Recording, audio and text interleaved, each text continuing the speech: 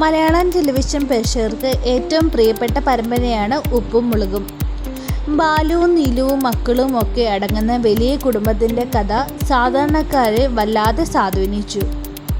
എന്നാൽ കഴിഞ്ഞ കുറഞ്ഞ കാലങ്ങളായി പരമ്പരയിൽ താരങ്ങൾക്കിടയിൽ ഉണ്ടായ പ്രശ്നങ്ങളെ തുടർന്ന് പ്രമുഖരായ പല താരങ്ങളും മാറി നിൽക്കുകയാണ്. ഇതിനിടയിലും നല്ല രീതിയിൽ ഉപ്പും മുളകും മുന്നോട്ട് പോകാറുമുണ്ട്. ഏറ്റവും പുതുതായി വാലന്റൈൻസ് ഡേ ഉപ്പും മുളകും ടീം ഒരുക്കിയ എപ്പിസോഡ് വലിയ സ്വീകാര്യമാണ് ലഭിച്ചിരിക്കുന്നത്. പരമ്പരയിൽ വീണ്ടും ഒരു കല്യാണം നടന്നതിൻ്റെ വിശേഷങ്ങളാണ് താരങ്ങൾ പറയുന്നത്. പരമ്പര തുടങ്ങിയ സമയത്ത് സ്കൂളിൽ പഠിക്കുന്ന ചെറിയ കുട്ടിയായിട്ടാണ് കേശു എന്ന കഥാപാത്രത്തെ അൽസബീത്ത് അവതരിപ്പിച്ചത്.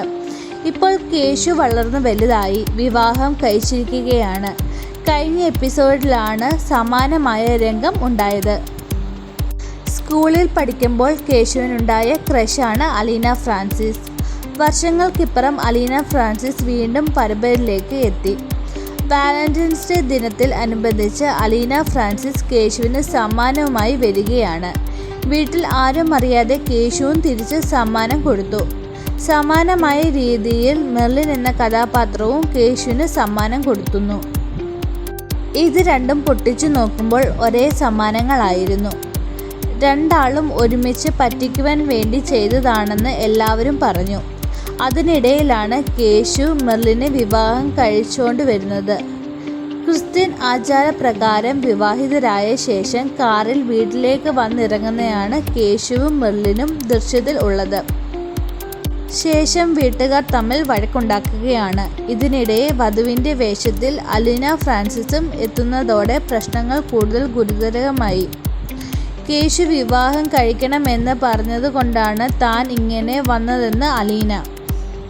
എന്നാൽ ഇവൾ സമയം തെറ്റിയാണ് വന്നതെന്നും രാവിലെ മെർലിനെ വിവാഹം കഴിക്കുകയും വൈകുന്നേരമാണ് അലീനെ വിവാഹം കഴിക്കുവാൻ തീരുമാനിച്ചതെന്നും കേശു പറയുന്നു.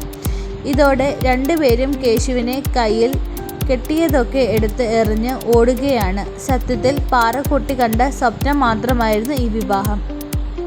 മുൻപും സമാനമായ രീതിയിൽ ഉപ്പും മുളകിലെയും കുട്ടികൾ വിവാഹിതരാകുന്നത് കാണിച്ചിരുന്നു. 1000 എപ്പിസോഡ് പൂർത്തിയാക്കുമ്പോഴാണ് ലച്ചു എന്ന കഥാപാത്രം വിവാഹം നടത്തിയത്.